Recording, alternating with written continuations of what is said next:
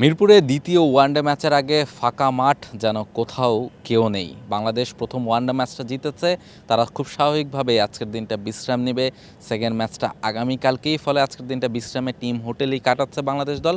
তবে যে পাকিস্তান দল প্রথম ম্যাচে খুব বাজেভাবে হারার পর আজও কিন্তু তারা বিশ্রাম নিয়েই কাটাচ্ছে, যেহেতু একদিন পরেই ম্যাচ, তারাও আজ অনুশীলনে আসেনি। ফলে মিরপুরে আসলে চিরচেনা সেই ব্যস্ততাটা নেই। তবে ফাঁকা মাঠ, উইকেটটা তৈরি হচ্ছে দ্বিতীয় দিনের যে খেলা বা দ্বিতীয় যে ওয়ানডে ম্যাচ, সেই যে ম্যাচের যে উইকেট, সেই উইকেটটা কিন্তু তৈরি করছেন।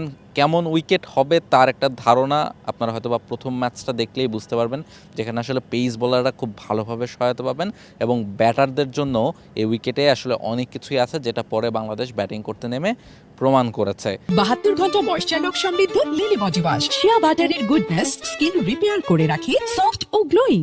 তবে সেকেন্ড ম্যাচে আসলে বাংলাদেশ দল নিশ্চয়ই সেই ধারাবাহিকতাটা ধরে রাখতে চাইবে এবং অন্তত 270-80 রানের একটা উইকেটই তৈরি হবে বলে ধারণা করা যায় এবং সেখানে বাংলাদেশ দল ম্যাচটা জিতে সিরিজটাও সেকেন্ড ম্যাচেই নিশ্চিত করতে চাইবে। কারণ এই সিরিজের শুরু থেকেই কথা হচ্ছিল, যখন পাকিস্তান দল ঘোষণা করে, খুব একটা শক্তিশালী দল নিয়ে তারা আসেনি, ফলে এই দলটাকে যে হারানো সম্ভব সেটা প্রথম থেকেই কথা হচ্ছিল এবং প্রথম ম্যাচটা বাংলাদেশ দল যেভাবে জিতেছে, এরপর আসলে এক্সপেকটেশনটাও অনেকটা বেড়ে যায়। সেকেন্ড ম্যাচে জিতে সিরিজ নিশ্চিত।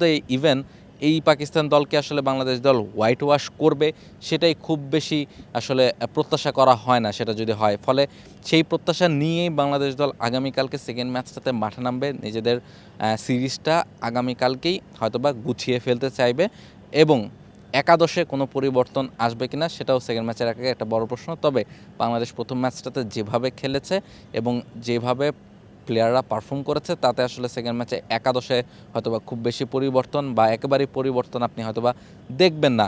কেননা 3 পেসারই খেলবেন, রিশাদ, মিরাজ, এই 2 স্পিনার খেলবেন, সাথে ব্যাটসম্যান হিসেবে যারা ছিলেন তারাই খেলবেন। ওপেনিংয়ে একটা কনফিউশনের জায়গা ছিল, সেখানেও তানজিদ তামিম পারফর্ম করেছেন, ফলে সেখানটাতেও হয়তোবা কোনো পরিবর্তন সেকেন্ড ম্যাচটাতে আসবে না। বাংলাদেশ যদি কোনো পরীক্ষা নিরীক্ষা করতে চায় বা অন্য কাউকে সুযোগ দিতে চায়, সেটা হয়তোবা থার্ড ম্যাচে গিয়ে বাংলাদেশ দল দিতে পারে, কিংবা পেস বোলিং অ্যাটাকে হয়তোবা কোনো একজন পেসারকে বিশ্রাম দিয়ে অন্য একজন পেসার শরীফুল যিনি আছেন তাকে হয়তোবা সুযোগ দেওয়া হতে পারে, সেটা হয়তোবা থার্ড ম্যাচে। কিন্তু সেকেন্ড ম্যাচে সিরিজ নিশ্চিত করার ম্যাচে হয়তোবা সেই পরীক্ষা নিরীক্ষাটা বাংলাদেশ দল করবে না। উইনিং কম্বিনেশন নিয়েই আগামীকালকে মাঠে নামবে বাংলাদেশ এবং সিরিজটা আগামীকালই নিশ্চিত করতে চাইবে তারা।